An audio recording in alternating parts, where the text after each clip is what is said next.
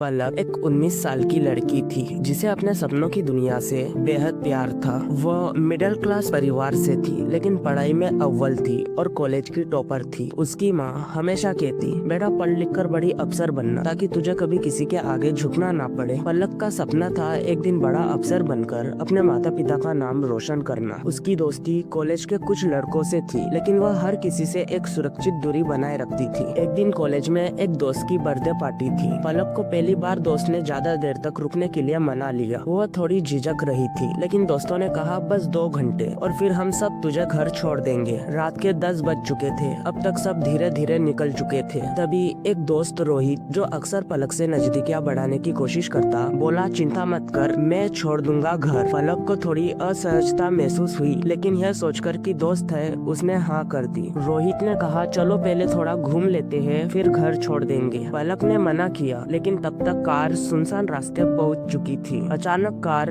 एक पुराने सुनसान गोदाम के पास रुक गई। पलक का दिल तेजी से धड़कने लगा। रोहित है कहाँ लाए हो? उसने घबराई आवाज में पूछा। तभी पीछे से 2 और लड़के आ गए, समीर और विकास। उनके चेहरे पर वो वशीपन था जो किसी भी लड़की के दिल को कपा सकता था। रोहित मुस्कुराया, अब तो पार्टी असली होगी ना? पलक की आंखें डरी हुई थी। उसने भागने की कोशिश की लेकिन समीर ने उसका हाथ पकड़ लिया। चिल्ला मत, यहाँ कोई सुनने वाला नहीं है, विकास ने कहा। पलक रोई, चिल्लाई, गिड़गिड़ाई, पर कोई नहीं था जो उसे बचा सके। अंधेरी रात की गहराई में उसकी चीखें घुल कर रह गई। रात के अंधेरे में उन 3 दरिंदों ने उसकी आत्मा को कुचल दिया। जब वो बेहोश हो गई तो उसे एक पुलिया के नीचे फेंक दिया गया। सुबह जब एक राहगीर उधर से गुजरा तो उसने देखा एक अजमरी लड़की, फटे कपड़े, खून से लथपथ, शरीर और आंखों में अब भी डर जिंदा था। पलक के माता पिता को जब इस घटना का पता चला तो उनका पूरा संसार बिखर गया। अस्पताल में जब माँ ने अपनी बेटी की टूटी हुई हालत देखी तो उन्होंने बस इतना कहा, बेटा तुझे कुछ नहीं होगा, तुझे इंसाफ दिलाकर रहूंगी। पलक ने दर्द के बीच पुलिस को बयान दिया और केस दर्ज हुआ। लेकिन यहाँ से शुरू हुआ